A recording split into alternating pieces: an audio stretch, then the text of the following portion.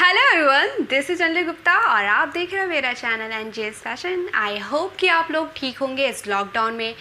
But मैं जहाँ तक मुझे लगता है कि लॉकडाउन ख़त्म हो चुका है ऑलमोस्ट, तो आप लोग अगर बाहर भी जा रहे हैं तो please be safe and sanitizer mask का यूज़ करें।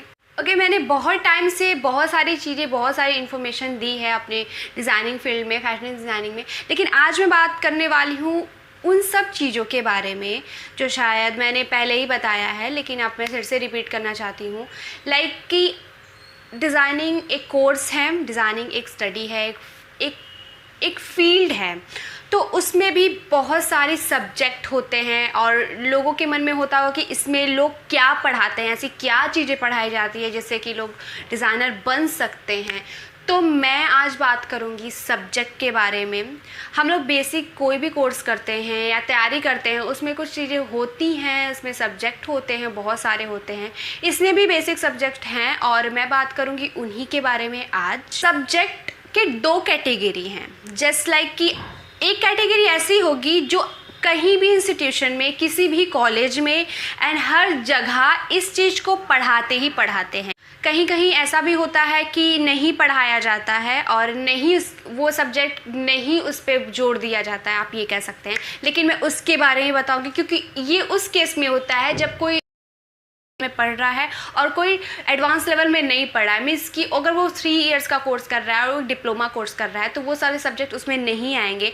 तो ये भी चीज़ मैं बताऊंगी, इसलिए सब्जेक्ट के दो कैटेगरी होंगे। बात करें फैशन डिज़ाइनिंग सब्जेक्ट के बारे में तो सबसे पहले आता है टेक्सटाइल आता है, जो कि बहुत ही बेसिक सब्जेक्ट है। अगर किसी भी इंस्टीट्यूशन में पढ़ रहे हो, कहीं भी पढ़ रहे हो, टेक्सटाइल पढ़ाते ही पढ़ाते हैं। टेक्सटाइल का मीनिंग, एक बेसिक मीनिंग मैं बता दूं, कपड़े, fibre, man made fibre and natural fibres के बारे में बताते हैं।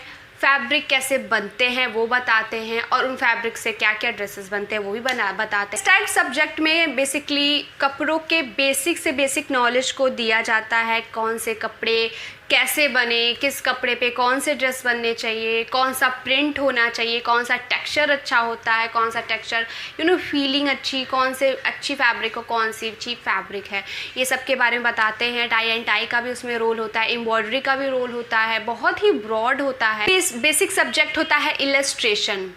इलस्ट्रेशन का एक मीनिंग है सिंपल ड्राइंग। ड्राइंग क्यों बोलूँगी, क्योंकि ड्राइंग बेसिकली उसमें ड्राइंग ही करते हैं। और इलस्ट्रेशन का क्या रोल है, इलस्ट्रेशन में क्या बताते हैं। देखो, इलस्ट्रेशन में बेसिकली होता क्या है कि हमको कोई भी ड्रेस बनाना है, अपना एक डिज़ाइन तैयार करना है अपने माइंड से, तो उसको हम कैसे शो करेंगे। दिमाग में सोच लिया तो उसको कैसे एज इट इज़ माइंड में तो सोच लिया, एज इट इज़ उसको उतारेंगे कैसे, उसको दिखाएंगे कैसे, वो इलस्ट्रेशन के थ्रू होता है। और इलस्ट्रेशन हम लोग को बहुत ही हेल्प करता है कस्टमर्स को अपनी ओर अपनी चीज़ों को प्रेजेंट करने में। कैसे, क्योंकि कस्टमर को मैंने बता दिया कि मेरा ये डिज़ाइन है और कस्टमर को मैंने को दिखाना है, तो कैसे दिखाएंगे। कस्टमर को कंफ्यूज नहीं करना है, जो दिमाग में सोचा है, जो आइडियाज़ हैं उसको एज इट इज़ उतारना है, उनको दिखाना है। तो ये कैसे होगा, ये पॉसिबल है इलस्ट्रेशन के लिए, इलस्ट्रेशन से। और इलस्ट्रेशन को हर इंस्टीट्यूशन, हर एक कॉलेज सिखाते हैं। एकदम फाइन लाइन होना चाहिए, इलस्ट्रेशन आना चाहिए प्रॉपर। उसमें हर एक फैब्रिक की डिटेल होती है, जैसे कि अगर शीर फैब्रिक है, डेनिम है, सैटन है, सिल्क है, कोई भी फैब्रिक है, उसका भी उसमें बताते हैं। एक कलर्स के थ्रू रेंडरिंग किया जाता है और उसके थ्रू उसको सीखते हैं और उसका एक प्रॉपर वे होता है। उसको स्टेप बाय स्टेप सीखते हैं। शुरू में प्रॉब्लम होगा, बट स्टेप बाय स्टेप सीख लेंगे तो इलस्ट्रेशन बहुत easy. So next basic subject है pattern making, PMT, pattern making technology. इसमें क्या होता है, ये एक पेपर वर्क है। अब पेपर वर्क कैसे, जैसे कि हम कोई भी कटिंग करना चाहते हैं, कोई भी डिज़ाइन बना रहे हैं, स्लीव बना रहे हैं, कॉलर बना रहे हैं, ड्रेस बना रहे हैं, कुछ भी बना रहे हैं, उसके पहले पैटर्न तैयार करते हैं ताकि हम लोग कोई भी फैब्रिक अगर गलती से भी गलत बना दे रहे हैं, वो फैब्रिक वेस्ट ना हो। एक रीज़न है। और दूसरा रीज़न ये है कि टाइम सेविंग होता है। एक पैटर्न बनाने के बाद बहुत सारे चीज़ों को उसी पैटर्न के थ्रू बहुत सारे कटिंग कर सकते हैं, तो ये रोल होता है पैटर्न में। सो नेक्स्ट होता है basic subject garment manufacturing technologies को बोलते हैं GMT शॉर्ट में।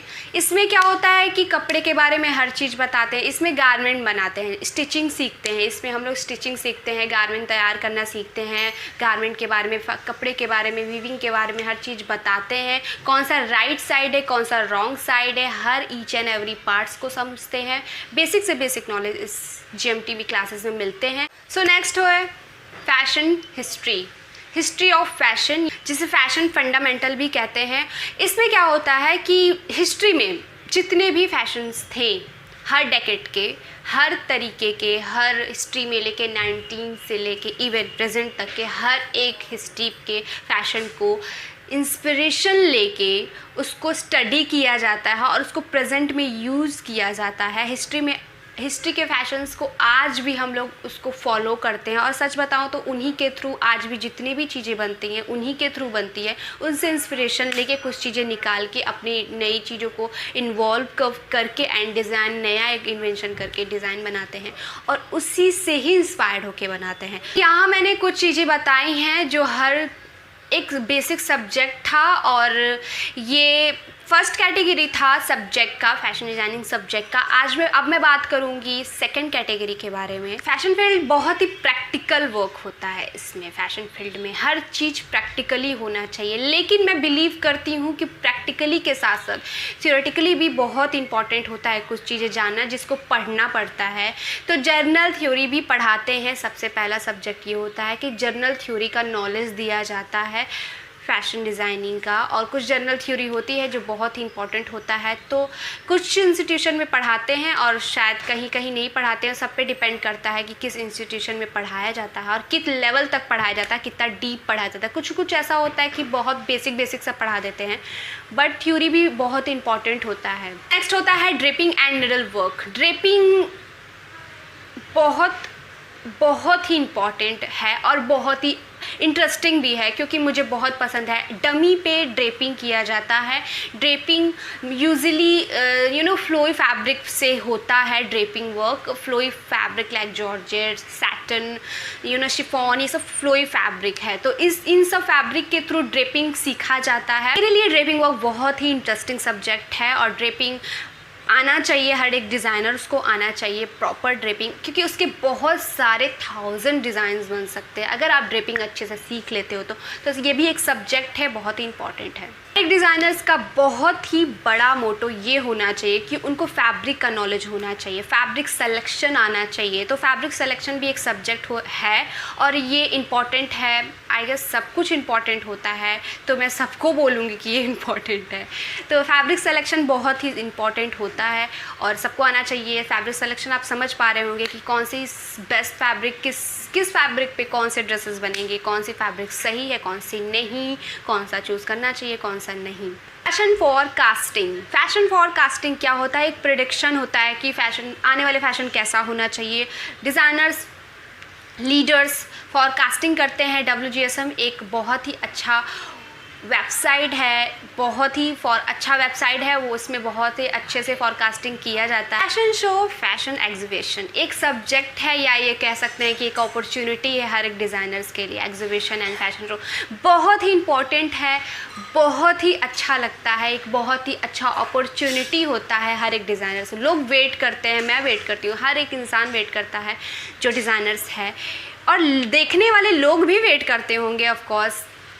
बहुत ही इसमें क्या होता है कि हम लोग अपने जितने भी ड्रेसेस कलेक्शन बनाए हैं उसको प्रेजेंट करते हैं, सेल करते हैं, और कैसे करना है ये भी बताया जाता है। नेक्स्ट सब्जेक्ट है fashion portfolio and design. Fashion portfolio क्या होता है? बहुत ही टफ है। जैसे कि मैंने 2 साल का स्टडी किया, मैंने 2 साल तक फैशन डिज़ाइनिंग किया, या 2 साल किया, 1 साल किया, जितना भी आप पे डिपेंड करता है। जितना भी किया है, जो भी पढ़ा है, उसको पोर्टफोलियो में कन्वर्ट करते हैं। पोर्टफोलियो 2 तरीके से होते हैं। एक तो हम लोग के जो स्टाइलिंग का होता है, और दूसरा जो हम लोग सीखते हैं each and every parts, garment से लेकर फाउंडेशन आर्ट्स, हर एक चीज़, पैटर्न मेकिंग, हर चीज़। पैटर्न मेकिंग का अलग कॉन्सेप्ट है, पैटर्न मेकिंग को पोर्टफोलियो से कोई इंक्लूड नहीं किया जाता है। पोर्टफोलियो एक होता है विजुअल पार्ट होता है कि कुछ भी बनाया है, कुछ भी डिज़ाइन किया तो उसको दिखाओ, ठीक है। वो इंटरव्यू में काम आता है और हम लोग के लाइफ टाइम काम आएगा। जहाँ भी हम लोग कुछ भी करना, डिज़ाइनर्स को कोरल ड्रॉ और फोटोशॉप आना चाहिए। ये 2 सॉफ्टवेयर हैं जो बहुत ही इंपॉर्टेंट है। Photoshop and Corel Draw illustration उसमें बनाते हैं, उसमें 3D पैटर्न्स बनते हैं जिसको हम अपने मार्केट में हर एक कस्टमर्स को दिखा सकते हैं कि ये मेरा डिज़ाइन है। आप लैपटॉप में दिखा सकते हैं अपना ड्राइंग, जैसे हम इलस्ट्रेशन करते हैं अपने हाथों से, वैसे ही हम कैट के थ्रू करते हैं, कंप्यूटर पे करते हैं और उसको दिखाते हैं। तो ये भी बहुत इंपॉर्टेंट सब्जेक्ट होता है। ये 2 सॉफ्टवेयर आना चाहिए हर एक डिज़ाइनर्स को। एंड लास्ट सब्जेक्ट होता है फैशन मर्चेंडाइजिंग। फैशन मर्चेंडाइजिंग में बेसिकली बिजनेस है। जस्ट लाइक कि हमने एक ड्रेस बनाया, उसको कैसे बेचना है, कैसे सेल करना है, क्या क्या टेक्निक्स होते हैं और कैसे ये जानना है कि दूसरों से बेटर मेरा डिज़ाइन है और बेटर बनाते कैसे हैं, उनको बीट कैसे करते हैं, ये सब मर्चेंडाइजिंग में सिखाते हैं। ये इम्पॉर्टेंट है क्योंकि हम सारे काम कर लिए पर प्रोडक्ट बेचना नहीं आ रहा है तो फिर हम कभी भी पैसे तो बना ही नहीं पाएंगे। ये सारे सब्जेक्ट हैं जो मैंने 2 कैटेगरी में आप लोगों को बताए हैं, बहुत ही सिंपली वे में बताया है, समझ पाए होंगे। आई होप कि मेरा ये वीडियो आप लोगों के लिए हेल्पफुल हो, एंड हेल्पफुल है तो प्लीज़ लाइक सब्सक्राइब करना एंड शेयर करना। और कोई भी प्रॉब्लम होगा तो प्लीज़ कमेंट में बताना, कुछ ना समझ में आया तो प्लीज़ बताना, क्योंकि मुझे ये जानना है कि अगर मैं कहाँ सही हूँ कहाँ गलत हूँ, और आप लोग के थ्रू पता चलेगा मुझे। तो प्लीज़ आप मुझे बताओ, एंड वीडियो अच्छा लगे तो प्लीज़ शेयर करो प्लीज़।